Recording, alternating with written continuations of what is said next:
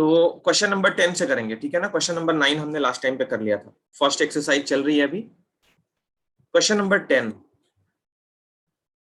देखो, 10 में क्या कह रहा है। Give an example of a relation which is first part symmetric but neither reflexive nor transitive. तो एग्जांपल लेने, ओके। 10th में क्या करते हैं हम लोग, एक सेट अज्यूम करते हैं पहले। मान लिया सेट हमारा 1 2 3, छोटा सा लेते हैं, 1 2 3 इसमें एलिमेंट्स हैं। तो फर्स्ट पार्ट में क्या कह रहा है, सिमेट्रिक होना चाहिए बट रिफ्लेक्सिव और ट्रांजिटिव नहीं होना चाहिए, सिमेट्रिक होना चाहिए। तो देखो इसमें अगर एक रिलेशन बनाया जाए आर, अच्छा रिलेशन को हम सेट बिल्डर फॉर्म में नहीं लिख रहे हैं, सिर्फ एग्जांपल लेना है, ठीक है। तो उसका डायरेक्ट हम टेबुलर फॉर्म लिखते हैं, एलिमेंट जो उसमें लाई करेंगे वो लिखते हैं। सिमेट्रिक होना चाहिए, सिमेट्रिक होने का याद दिला दूं, ए कॉमा बी अगर रिलेशन में है तो बी कॉमा ए भी होना चाहिए, ऐसा है तभी सिमेट्रिक होता है। ये वाला इफ है और ये वाला देन है, अगर ये चीज है तो ये चीज भी होनी चाहिए, तो उसको बोलते हैं सिमेट्रिक। और क्या है, रिफ्लेक्सिव में क्या होता है, ए कॉमा ए उस रिलेशन में होना चाहिए फॉर ऑल ए एलिमेंट है ए, एवरी मतलब सारे ए होने चाहिए इसके अंदर।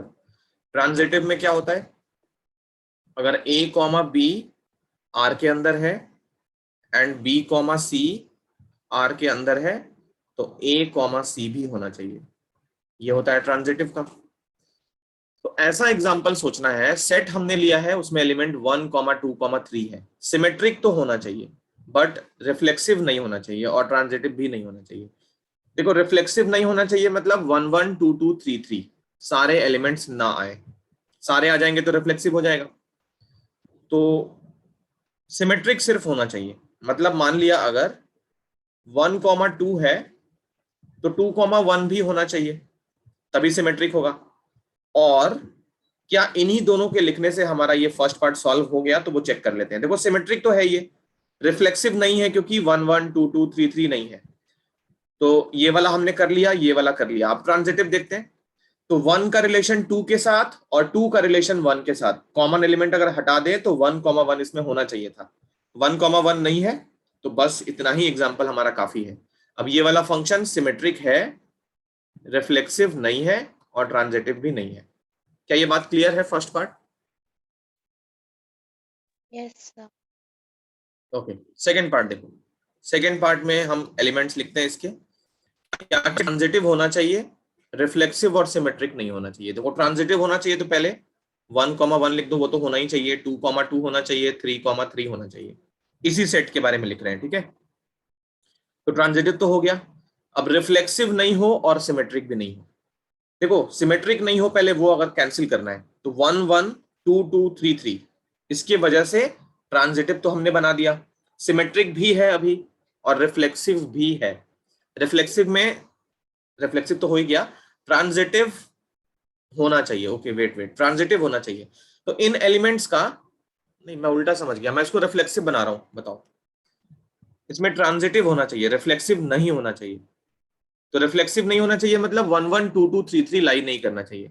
मैं समझ रहा था कि रिफ्लेक्सिव होना चाहिए। सेकंड पार्ट की बात कर रहे हैं, ट्रांजिटिव हो बट रिफ्लेक्सिव और सिमेट्रिक ना हो। तो रिफ्लेक्सिव नहीं होना चाहिए मतलब 1 1 2 2 3 3 ना हो, ट्रांजिटिव होना चाहिए। तो ट्रांजिटिव के लिए मान लिया हमने 1 1 क्यों ले रहे हैं, 1 1 लेंगे तो हटाओ इसको, 1 2 मान लो ले लिया। अब देखो 1 2 ले लिया हमने, सिमेट्रिक सिमेट्रिक भी नहीं होना चाहिए तो 2 1 इसमें नहीं लिखेंगे। मान लिया हमने 2 3 लिख दिया और 1 का 2 के साथ 2 का 3 तो 1 3 लिख दिया। तो 1 3 लिख देंगे तो ये क्या होगा, सोचो, एग्जाम्पल है, रैंडम एग्जाम्पल है, तुम भी मुझे बता सकते हो। ट्रांजिटिव होना चाहिए मतलब ये वाला होना चाहिए, तो 1 2 अगर लिख दिया तो 2 का रिलेशन आगे 3 से बना दिया, अब 1 3 लिख दो ताकि ये ट्रांजिटिव ट्रांजिटिव रहे, है ना, ये ट्रांजिटिव रहे। तो इतना लिखने से अभी ट्रांजिटिव तो हो गया, 1 का रिलेशन 2 के साथ, 2 का रिलेशन 3 के साथ, कॉमन एलिमेंट हटा के 1 3 ट्रांजिटिव हमने बना लिया। इतना ही लिखने से रिफ्लेक्सिव नहीं है, ये बात चेक हो गई। और सिमेट्रिक चेक करते हैं तो 1 2 है, 2 1 नहीं है, हो गया, सिमेट्रिक भी नहीं है। तो ये जो रिलेशन हमने लिखा है वो ट्रांजिटिव है, रिफ्लेक्सिव नहीं है और सिमेट्रिक भी नहीं है। तो इस तरीके से इसके एग्जांपल्स करने हैं। अगर बात समझ आई हो तो बताओ, मैं आगे चलूं। Yes sir. Yes sir. और देखो ये Yes, sir. रैंडम एग्जांपल है, रैंडम एग्जांपल है, ठीक है। तो इसका कोई rule, hard and fast rule नहीं है कि वो रूल फॉलो करो, एग्जांपल सारे लिख देंगे। हमने एक सेट लिखा है और उस सेट के लिए हम एलिमेंट्स को रख के देख रहे हैं कि ये होगा कि नहीं होगा। अब देखो थर्ड पार्ट में रिफ्लेक्सिव होना चाहिए। रिफ्लेक्सिव होना चाहिए मतलब सबसे पहले हमें 1 1 2 2 और 3 3 फिल कर देना चाहिए। तो 1 1 फिल कर दिया, 2 2 और 3 3 रिफ्लेक्सिव तो हो गया। सिमेट्रिक भी होना चाहिए। तो अभी तक देखो सिमेट्रिक भी है, 1 1 2 2 3 3, तो उसका उल्टा 1 1 2 2 3 3 होगा। तो रिफ्लेक्सिव और सिमेट्रिक तो है। अब ट्रांजिटिव जरा चेक कर ले। हाँ बनज बताओ। सर स्क्रीन और आपकी वॉइस बिल्कुल नहीं आ रही है। तो देखो थर्ड पार्ट में रिफ्लेक्सिव होना चाहिए, सिमेट्रिक होना चाहिए, ट्रांजिटिव नहीं होना चाहिए। तो 1 1 2 2 3 3 रिफ्लेक्सिव हो गया, सिमेट्रिक भी हो गया क्योंकि 1 1 का उल्टा 1 1 ही होगा। ट्रांजिटिव नहीं होना चाहिए, ट्रांजिटिव नहीं होना चाहिए। तो अभी ये ट्रांजिटिव भी है क्योंकि 1 1 है और इस 1 का आगे रिलेशन नहीं है, तो उसका कोई इंपैक्ट नहीं पड़ता है। अब हमें ऐसा करना है, जैसे मान लो ये 1 1 है, तो आगे चल के हम 1 का रिलेशन 2 से बना दें और क्या करें, 1 1 हटा के 1 2 इसमें न डालें। ये 1 2 अगर हमने डाल दिया तो ट्रांजिटिव भी हो गया, बट हमें ये 1 2 नहीं डालना इसके अंदर। तो देखो ऐसा अगर हमने लिख दिया तो बताओ क्या क्या हो गया। रिफ्लेक्सिव हो गया 1 1 2 2 3 3 की वजह से, सिमेट्रिक भी हो गया। अच्छा ये 1 2 हमने डाला है, तो इसका अगर 2 1 नहीं हुआ तो ये सिमेट्रिक भी नहीं रहेगा। तो ऐसा नहीं है कि हम 1 2 डाल देंगे और बोल देंगे कि ये सिमेट्रिक भी है। इन सारे एलिमेंट्स के लिए सिमेट्रिक है, बट 1 2 की वजह से अगर 2 1 नहीं हुआ तो सिमेट्रिक भी कट जाएगा, है ना। तो अगर हम 1 2 यहाँ पे डालते हैं तो 2 1 भी यहाँ पे रखना पड़ेगा, तब जाके ये सिमेट्रिक रहेगा। अब चेक करते हैं ट्रांजिटिव है कि नहीं। तो 1 1 इस 1 का रिलेशन इस 1 के साथ, 1 1 हटा दिया तो 1 2 इसमें है। 2 के साथ चेक करो, इस 2 को हटा दिया तो 2 1 यहाँ पे है, तो मतलब ये ट्रांजिटिव है अभी। तो कुछ ऐसा एग्जांपल सोचना है जिससे ये ट्रांजिटिव ना रहे। बताओ मुझे क्या करना चाहिए, एनीबॉडी।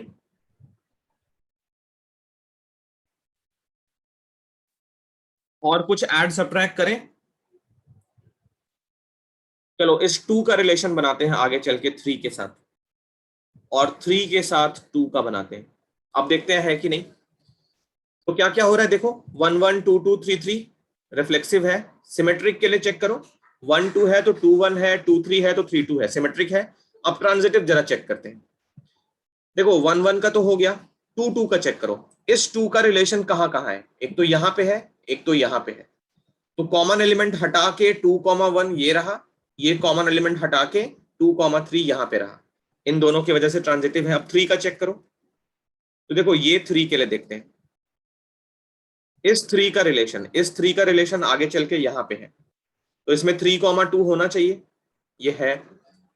ट्रांजिटिव अभी भी है। कोई एलिमेंट है जिसकी वजह से ट्रांजिटिव नहीं है।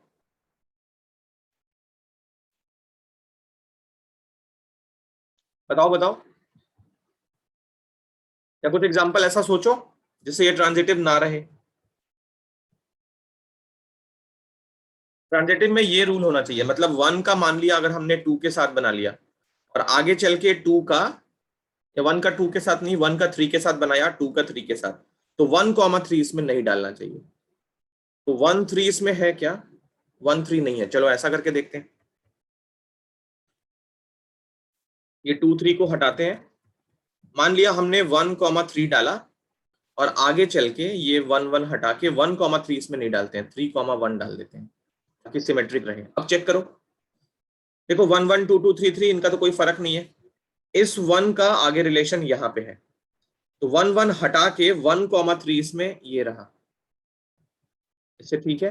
अच्छा अब इस 3 का चेक करो, तो 3 का रिलेशन यहाँ पे है 3 के साथ, तो कॉमन एलिमेंट हटा दिया, 3 1 अभी भी है। बताओ बताओ, ये भी सही नहीं जा रहा है।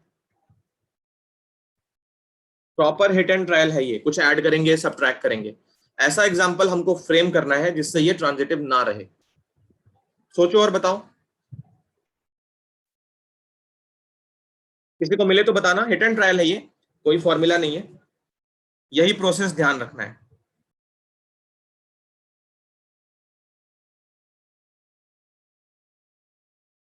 अब एक काम करते हैं, 2 3 रख के देखते हैं, 2 3 और इसका उल्टा 3 2। आप चेक करते हैं ट्रांजिटिव है कि नहीं। तो रिफ्लेक्सिव है, सिमेट्रिक है, ट्रांजिटिव बस चेक करना है। चलो हर एक एलिमेंट का चेक करते हैं। पहले इसका देखते हैं, ये 1 1, तो इस 1 का रिलेशन आगे यहां पे है, एक ही जगह पे है। कॉमन एलिमेंट हटा के 1 2 इसके अंदर है, ये एलिमेंट पास कर गया। अब इसका देखो सेकंड वाले का 2 2 का, इसका देखते हैं। तो ये 2 का रिलेशन कहाँ कहाँ है, एक तो यहां पे है, एक तो यहां पे है। एक कॉमन एलिमेंट हटा के 2 1 है इसके अंदर, 2 2 हटा के 2 3 भी है। थर्ड का देखो, इस 3 को, ये 3 और ये 3 हटा दिया, 3 1 भी है इसके अंदर। और 3 का है कोई रिलेशन? नहीं है। सर एक एग्जांपल हो सकता है, बताओ। I think. सर 1 1 2 2 3 3, ठीक है, उसके हाँ। बाद 1 4 और 4 2। 1 4 और 4 2, तो उसके लिए सेट चेंज करना पड़ेगा अपना। हाँ आई थिंक। नहीं होगा, वैसे भी नहीं होगा। देखो 2 2 3 3 और 1 4 और 4 1 अगर कर लोगे तो मतलब तुमने सेट में 4 भी ऐड कर लिया, तो इसका फिर ये वाला होना चाहिए। ना चलो ऐसा करके देखते हैं, ये मान लिया, ऐसे बना लिया, चेक करने में कोई तो बुराई। 4 2 है, 4 2 1 4 4 2। 1 4 और 4 2, ओके देखते हैं। तो अगर इसमें फोर्थ एलिमेंट 4 ऐड कर लिया तो ये 4 4 भी डाल रहा हूं मैं ताकि रिफ्लेक्सिव रहे। सिमेट्रिक के लिए 1 4 है तो 4 1 कहाँ है, सिमेट्रिक भी तो नहीं है ये वाला सिमेट्रिक भी नहीं है। 1 4 है तो 4 1 होना चाहिए ना, क्योंकि सिमेट्रिक होना चाहिए। तो अच्छा। आप समझ आ रही है, तो इसमें थोड़ा दिमाग लगेगा और ये पूरा एग्जाम्पल लेना है। तो मैं एक काम करता हूँ, थर्ड फोर्थ फिफ्थ ना सोचने वाला है, इसका कोई फॉर्मूला कोई मेथड नहीं है, ऐसे एग्जाम्पल्स लेके, है ना। और ये 3 ध्यान रखना, इसको ट्राई करना घर पे, ठीक है। इसका दिमाग थोड़ा ज्यादा लग रहा है, और दिमाग तो लग रहा है, ठीक है, अच्छी बात है, दिमाग लगना कोई बुरी नहीं है, बट एक्चुअली इसमें सोचना है, एग्जाम्पल्स रख रख के देखना है। प्रोसेस इसका यही है। तो इसके रिमेनिंग पार्ट्स ना घर पे करना, ठीक है। हम चलते हैं अभी क्वेश्चन नंबर 11 पे। बोलो ठीक है, क्योंकि एग्जाम्पल लेना है, इसमें और कुछ करना नहीं है। बोलो ठीक है। सर एक और मतलब वो वाले में हो नहीं जाना चाहिए था जब आपने 1 2 2 1 और 1 3 और 3 1 लिया, क्योंकि उसमें फिर 2 3 तो आएगा नहीं ना, तो फिर तो हो जाएगा नॉट रुको रुको, ट्रांजिटिव। एक मिनट एक मिनट एक मिनट, कौन सा वाला? हाँ, इसमें ऐड सब्ट्रैक्ट करवाना है इस वाले में। यस सर, मतलब 1 1 2 2 3 1 2 2 1, इसके बाद 1 3 और 3 1। तो क्या क्या, 1 3? 1 3 और 3 1। तो इसमें अगर हम देखें तो 2 1 और 1 3 वाला जब हम चेक करेंगे तो 2 3 भी तो एक एलिमेंट होना चाहिए, और वो हमारे सेट में नहीं है, तो फिर वो हो जाएगा ना नॉट ट्रांजिटिव। ओके देखो निकल गया आंसर, बढ़िया। अच्छा बाकी चेक किया है, इसमें 1 3 ऐड करें और 3 1 भी ऐड करें, तो ये करके देखते हैं। 1 1 2 2 3 3, 1 2 है, 2 1 है, 1 3 है, 3 1 है, यहां तक तो ठीक है। तो रिफ्लेक्सिव है, सिमेट्रिक है। अब ट्रांजिटिव चेक करने के लिए क्या करियो कि इस वाले के साथ इसको चेक करें, है ना। तो ये 1 1 हटा दिया, तो 1 3 इसमें होना चाहिए, ये रहा। एक बार फिर से बताना कौन सा ट्रांजिटिव के लिए कट रहा है, किसकी वजह से कट रहा है। 2 1 और 1 3। अच्छा इसके साथ इसको मिलाएं अगर, तो ये 1 1 कट गया, 2 3 इसमें होना चाहिए, हाँ ये हो गया। तो देखो बन गया एग्जाम्पल। इस वाले के साथ इसको मैच करो, कॉमन एलिमेंट 1 1 हट गया, तो 2 3 इसमें होना चाहिए था, वो नहीं है। तो इसी तरीके से एग्जाम्पल लेना है। बोलो बात क्लियर है? Yes sir. तो ये मैं छोड़ रहा हूं, ठीक है। थर्ड तक का तो लिख लिया यहाँ पे, इसमें टाइम थोड़ा ज्यादा लग रहा है, और ऐसा सच बताऊं कोई मैथमेटिकल चीज नहीं है, एग्जाम्पल लेके बस देखना है, ठीक है। तो ये 4th और 5th मैं छोड़ रहा हूं, इसको घर पे कर लेना। 1 to 3 कॉपी करना है तो कर लो, 1 to 3 तक कॉपी कर लो। और ये रूल ध्यान रखना है, तीनों फंक्शंस की, तीनों रिलेशंस की डेफिनेशन ध्यान रखना, ठीक है। यहां तक कंप्लीट करके मुझे इन्फॉर्म करो, 4th और 5th होमवर्क रहेगा। तो अब चलते हैं क्वेश्चन नंबर 11 की तरफ। 11, 12 ये सब क्वेश्चंस करेंगे। देखो पहले 11 करेंगे। छोटे छोटे क्वेश्चन है बट लिखने में शायद थोड़ी सी परेशानी आ सकती है कि इसको लिखें कैसे। ऑब्वियस ट्रूथ है ये सब, बट उनको लिखने का तरीका इंपॉर्टेंट है। देखो क्वेश्चन नंबर 11 सुनो, क्या करना है। Show that the relation R in a set A of points in a plane given by this R equal to P comma Q, ordered pair है, सबको पता है ये चीज। Such that distance of point P from the origin is same as the distance of point Q from the origin is an equivalence relation. यहाँ तक एक question. Further, so that the set of all points related to a point P which is not equal to 0, 0 is the circle passing through P with origin as center. तो ये further वाली बात की बात है, पहले हम इसके पहले का काम करते हैं। देखो रिलेशन है किसमें, A सेट के अंदर, और A सेट किसका है, तो वो सारे points in a given plane. तो R जो है as a subset of A cross A, है ना, और सेट A क्या है, सेट ऑफ ऑल पॉइंट्स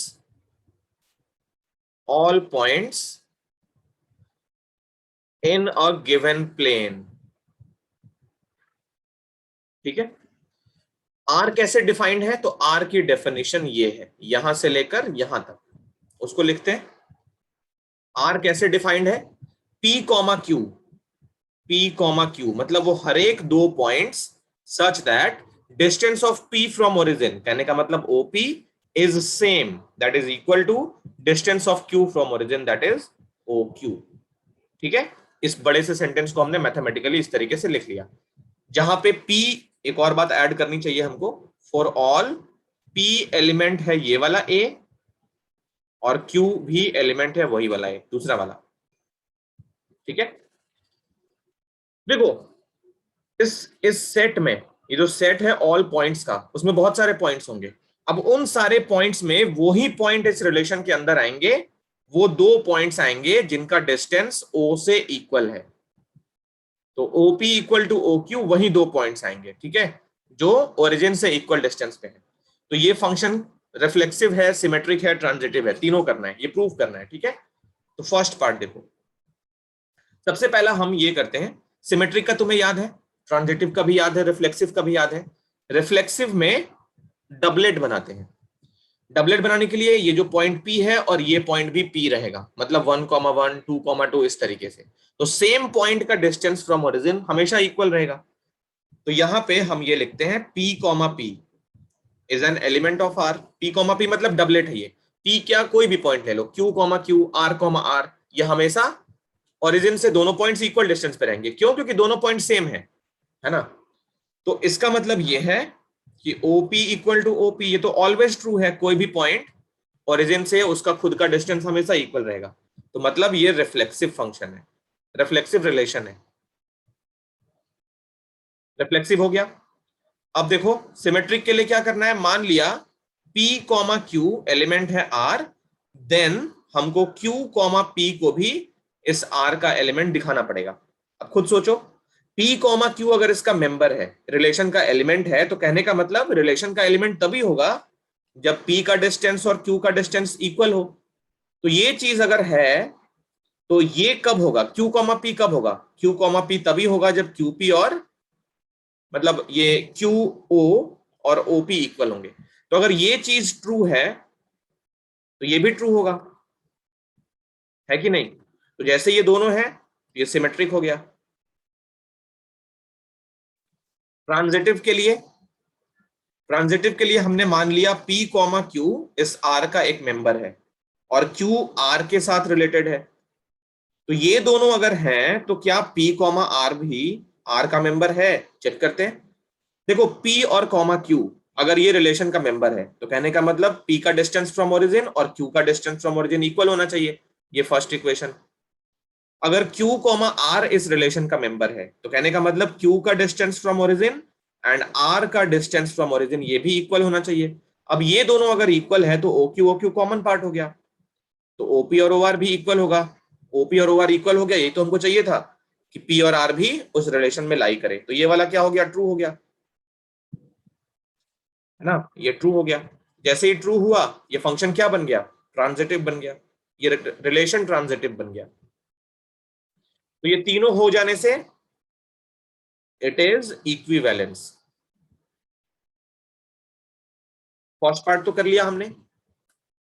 अब ये बोलता है further show that the set of all points related to P, जहां पे P ओरिजिन नहीं है, is the circle passing through P with origin at centre. ये ऑब्वियस है, बिल्कुल ऑब्वियस है।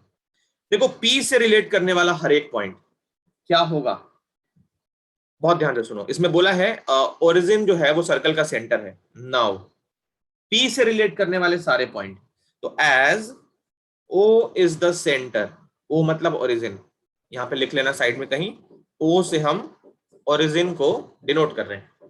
O सर्कल का सेंटर है एंड P क्या है, P is the set of all such points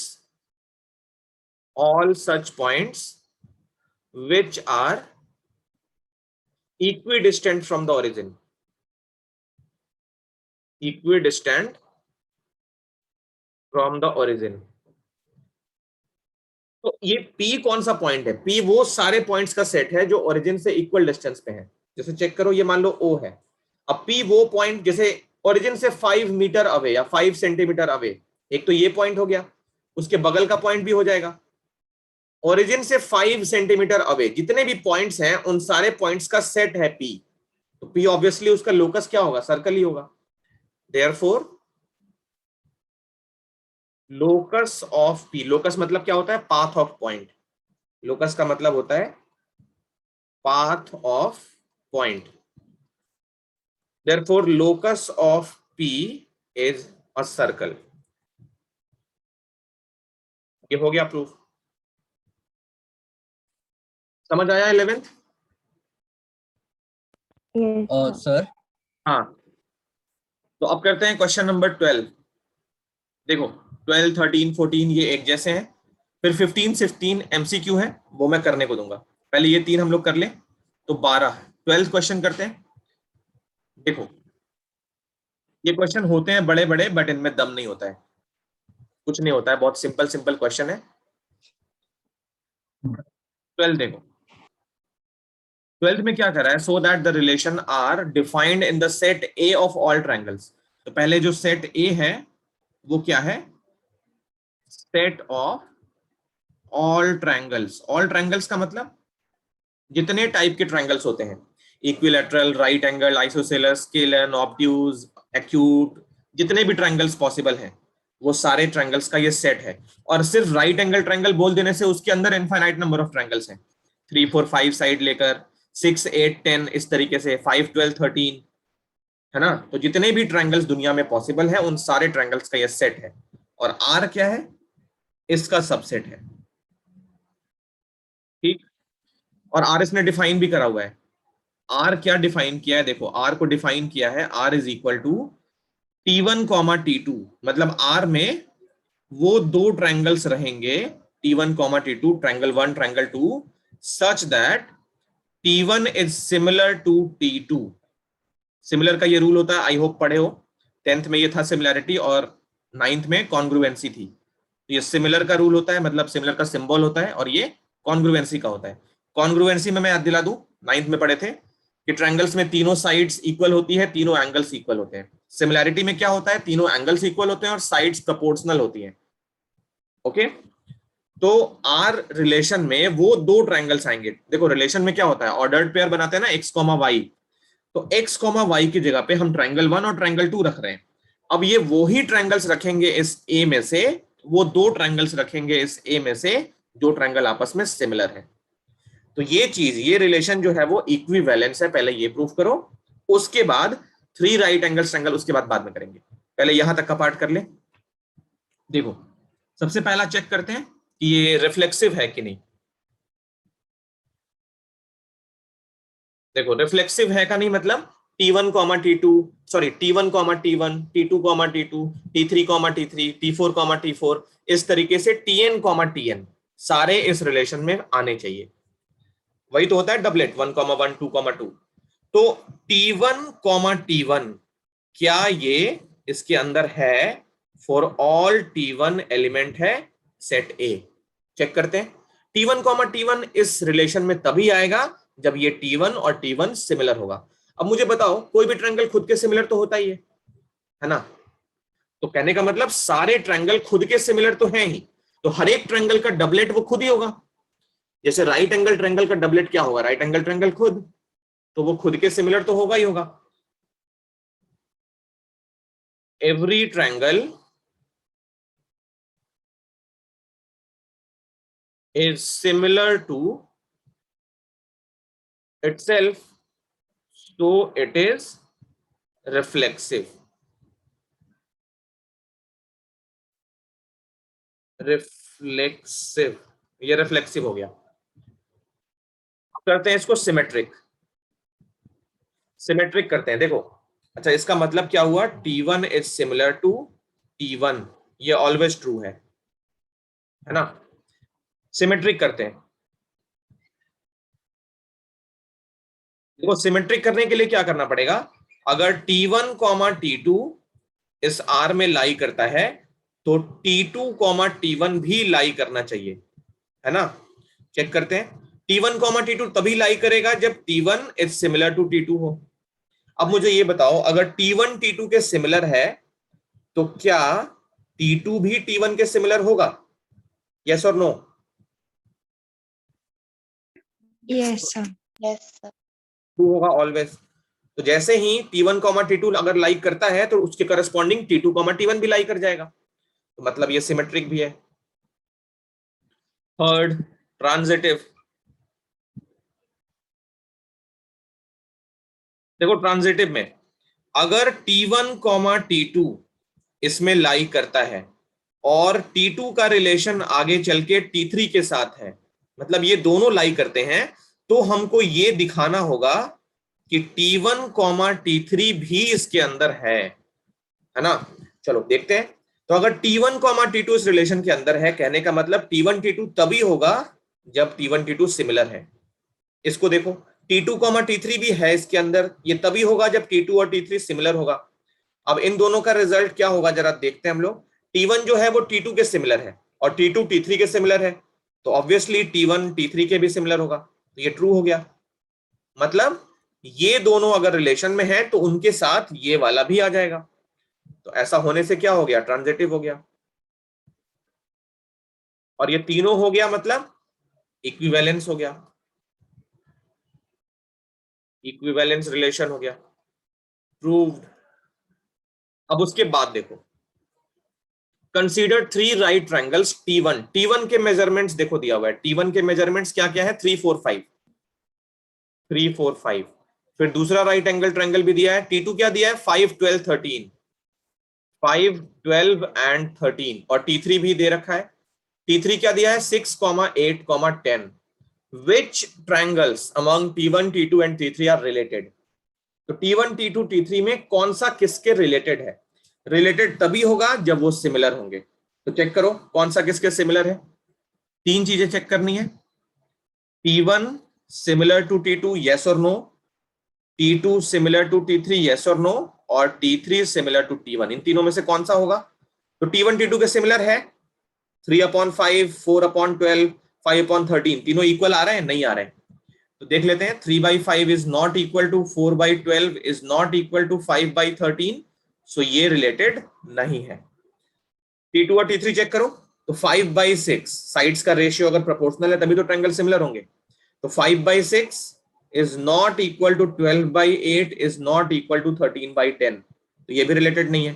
T3 T1 check करो। T3 मतलब 6/3, या ऐसा करो 3/6, ये है। और ये 5/10, तीनों का रेशियो 1/2 आ रहा है, मतलब T3 और T1 रिलेटेड है। सो T3 is similar to T1, कहने का मतलब ये दोनों रिलेटेड है आपस में, और कोई रिलेटेड नहीं है। ठीक है, समझ आया? Yes sir. चलो इसको भी कॉपी करो फटाफट। तो नेक्स्ट करते हैं 13। 13 देखो, so that the relation R defined in the set A of all polygons। तो इस बार सेट A क्या है? सेट ऑफ ऑल पॉलीगन्स है। पॉलीगन्स मतलब triangle, quadrilateral, pentagon, hexagon, heptagon, octagon, नोनागन, decagon, वो सब जितने भी होते हैं, और भी। ये तो 10 तक की साइड्स का था ना, 11 साइड, 12 साइड सारे। तो सेट ए क्या है?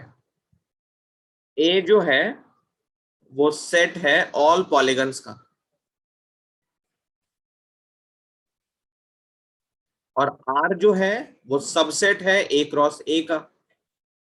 आर की डेफिनेशन क्या दे रखी है? P1, P2 such that P1 and P2 have same number of sides. तो मैं एक काम करता हूं, सेम नंबर ऑफ साइड्स है ना, तो मान लिया हमने n, P, ये जो नोटेशन मैंने लिखा है, ये मैंने लिखा है, ये कोई स्टैंडर्ड नोटेशन नहीं है। तो ये जो नोटेशन मैंने लिखा है इसका मतलब ये होगा कि number of sides in polygon P, जहां पे P क्या हो सकता है? ट्रायंगल हो सकता है, क्वाड्रिलेटरल, पेंटागन, हेक्सागन, कुछ भी हो सकता है। तो मैं इस तरीके से क्वेश्चन में थोड़ा कम लिखना पड़ेगा, ठीक है? तो देखो अब इसमें R की डेफिनेशन क्या दे रखी है? P1, P2, मतलब वो दो पॉलीगन्स तभी इस रिलेशन में आएंगे जब पॉलीगन P1 में और P2 में नंबर ऑफ साइड्स क्या होंगे? सेम होंगे। Okay, is an equivalence relation, ये प्रूव करो। चलो करते हैं अभी। First part reflexive. तो रिफ्लेक्सिव तो ये होगा ही होगा। क्यों? रिफ्लेक्सिव होने के लिए P1, P1 इस रिलेशन में होना चाहिए था। चेक करते हैं कि नहीं। देखो P1, P1 तभी होगा जब NP1 मतलब number of sides in polygon P1 is equal to number of sides in polygon P1। वो तो सेम होगा, कोई भी पॉलीगन में सेम नंबर ऑफ साइड्स तो होगी होगी। तो अगर मैं बोलूं एक ट्रायंगल है और दूसरा भी ट्रायंगल है, क्या दोनों में नंबर ऑफ साइड्स इक्वल है? तो बिल्कुल इक्वल है, 3 इसमें भी है, 3 उसमें भी है। तो अगर सेम कैटेगरी का एक पॉलीगन ले लें, उसी को खुद से कंपेयर करें, नंबर ऑफ साइड्स तो हमेशा सेम आएगी। तो हर एक डबलेट यहाँ पे लाई कर जाएगा, मतलब ट्रायंगल कॉमा ट्रायंगल मिल जाएगा इसके अंदर, क्वाड्रिलेटरल कॉमा क्वाड्रिलेटरल मिल जाएगा, क्योंकि दोनों में number of side same same है ना। तो ये ऑलवेज रिफ्लेक्सिव होगा, इट इज रिफ्लेक्सिव।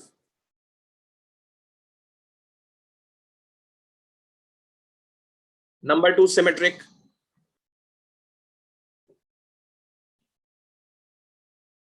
देखो सिमेट्रिक है कि नहीं। सिमेट्रिक के लिए अगर P1, P2 लाई करता है तो हमको ये दिखाना पड़ेगा कि P2, P1 भी लाई करता है। चेक करते हैं।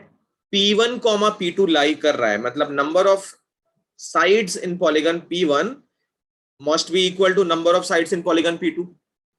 तो ये चीज अगर ट्रू है तो obviously number of sides in P2 और number of sides in P1 ये तो होगा ही होगा। तो ये दोनों हो गए, मतलब सिमेट्रिक हो गया। ट्रांजिटिव। तो ये क्वेश्चन मतलब डिफिकल्ट नहीं होते हैं, ठीक है? ये क्वेश्चन डिफिकल्ट नहीं होते हैं। बच्चों को परेशानी ये रहती है कि इनको लिखें कैसे, इनको लिख के कैसे दिखाना है, मैथमेटिकली कैसे लिखें, क्योंकि जो हम सोच रहे हैं उसके मार्क्स तो नहीं मिलेंगे, हम जो लिखेंगे उसके मार्क्स मिलेंगे। तो ये तो ऑब्वियस ट्रूथ है, ये ऑब्वियस है, ये रिलेशन इक्विवेलेंस होगा, बट उसको लिखना कैसे है, तो वही मैं लिखने की कोशिश कर रहा हूं। इसको देख लो, ऐसे ही लिखना एग्जाम में। अब ट्रांजिटिव के लिए हमको क्या करना पड़ेगा? P1, P2 मान लिया हमने उस R में है, और आगे चल के P2, P3 भी है।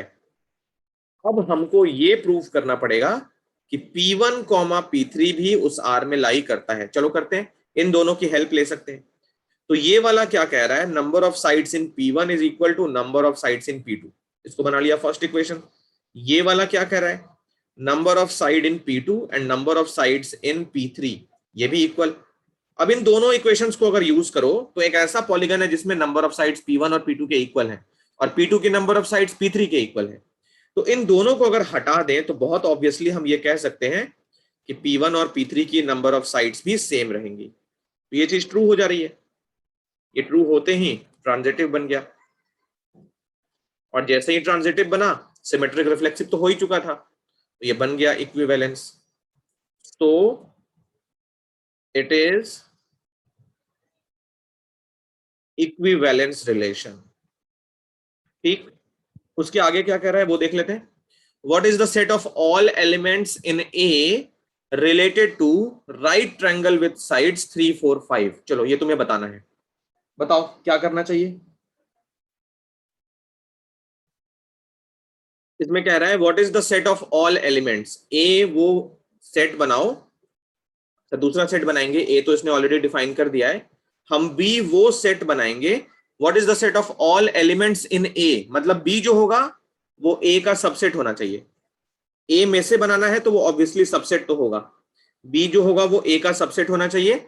और बी कैसा सेट होना चाहिए, तो what is the set of all elements in A related to right angle triangle T with sides 3 4 5। तो देखो इसमें कितने साइड हैं, 3 4 5, 3 साइड्स हैं, मतलब ये ट्रायंगल के बारे में बात कर रहा है। तो सेट बी में क्या होने चाहिए, अगर कोई ऐसा सेट हमको बनाना है जिसमें नंबर ऑफ साइड्स कितने होने चाहिए, 3, ट्रायंगल में 3 साइड्स होती है, तो ट्रायंगल के इक्वल अगर नंबर ऑफ साइड्स लेना है तो ऑब्वियसली वो सारे ट्रायंगल ही हमको लेने पड़ेंगे। तो सेट बी है क्या, सेट ऑफ ऑल ट्रायंगल्स।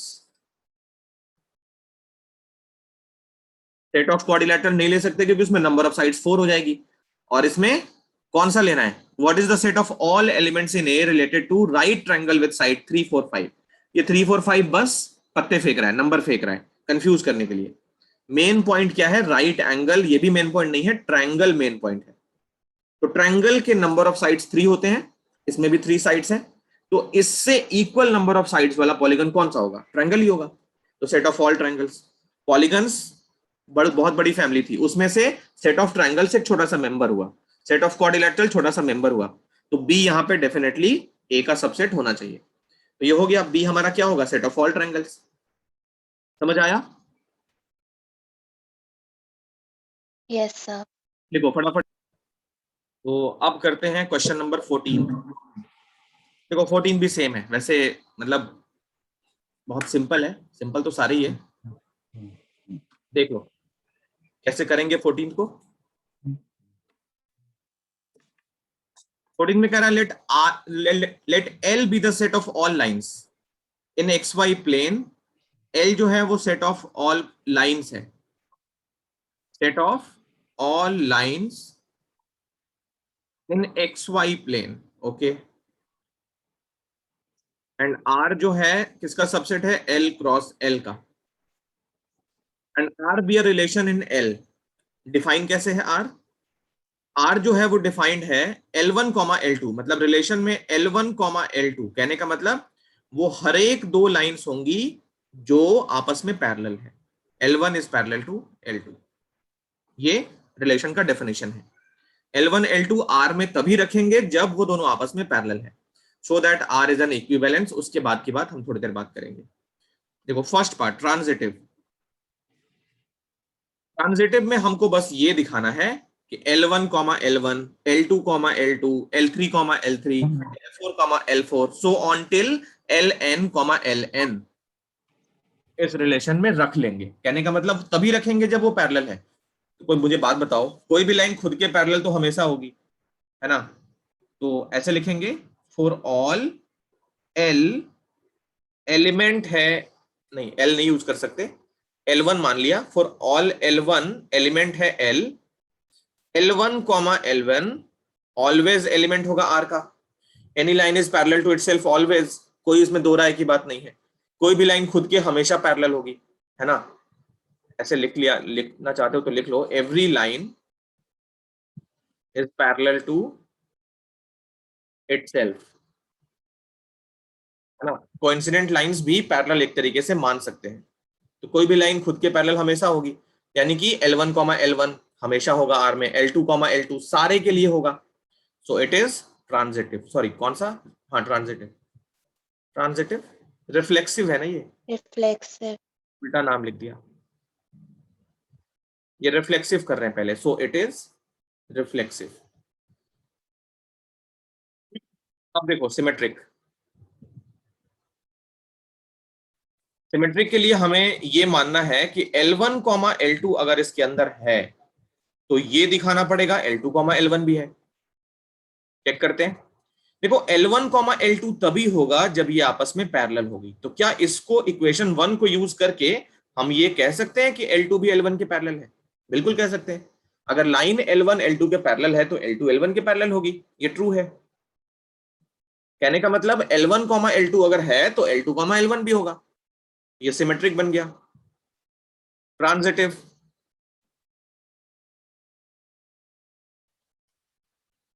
देखो ट्रांजिटिव में मान लिया हमने L1, L2 is an element of R, और आगे चल के L2, L3 भी R का एलिमेंट है। अब हमको ये प्रूफ करना पड़ेगा कि L1, L3 भी इस R में लाई करता है। चलो चेक करते हैं।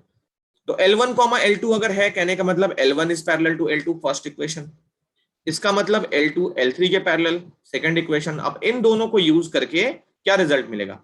तो कोई लाइन है L1, वो L2 के पैरेलल है, ये मान लिया L1 है, ये मान लिया L2 है। L1 is parallel to L2, ऐसे देखो L1 is parallel to L2। अब L2 लाइन आगे जाके L3 के पैरेलल हो जाती है, ये L3 के पैरेलल। तो क्या L1, L3 पैरेलल होंगे? बिल्कुल होंगे। तो L1 और L3 भी पैरेलल है, कहने का मतलब L1, L3 भी R में लाई कर गया, तो थर्ड वाला ट्रू हो गया। तो जैसे ही ट्रू हुआ क्या बन गया? ट्रांजिटिव बन गया। और ये तीनों के होने से इक्विवेलेंस भी बन गया। फर्स्ट पार्ट तो हो गया। अब आगे की बात, अच्छा यहां तक हो गया, so that R is equivalence. आगे कहता है find the set of all lines related to the line y equal to 2x plus 4। तो देखो स्लोप इंटरसेप्ट फॉर्म लिखा है ये, है ना? ये वाला फॉर्म कौन सा है? 11th में पढ़ाया था, स्लोप इंटरसेप्ट फॉर्म।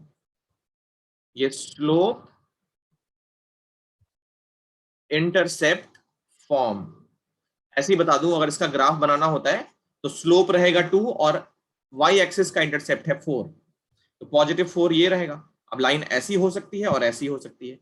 अब स्लोप जिसका 2 रहेगा तो देखना पड़ेगा इसका स्लोप या इसका स्लोप कौन सा 2 है। तो ये पॉसिबिलिटी ऐसे ग्राफ बनती है, हमें इससे कुछ नहीं करना है। इसके पैरेलल जो लाइन रहेगी वही रिलेशन में लाई करेगी, तो उस लाइन का सेट मान लिया B। अब देखो इसमें ऐसी कौन सी खास बात है, mx प्लस c फॉर्म पे अगर सोचो तो स्लोप इसका 2 है, तो वो सारी लाइन इसके पैरेलल होगी तभी होगी जब दोनों का स्लोप इक्वल रहेगा, है ना? तो सेट B वही लाइन का सेट होगा जो इस गिवन लाइन के क्या होगी? पैरेलल होगी। तो पैरेलल तभी होगी जब दोनों का स्लोप इक्वल रहेगा। तो सेट B जो होगा वो उन सारी लाइंस का सेट होगा जिनका स्लोप कितना होना चाहिए? 2। तो सेट बी ऑब्वियसली L का सबसेट होगा, है ना? तो सेट B कौन सी लाइन का सेट होगा? Set of all such lines having slope equal to 2। बोलो समझ आया?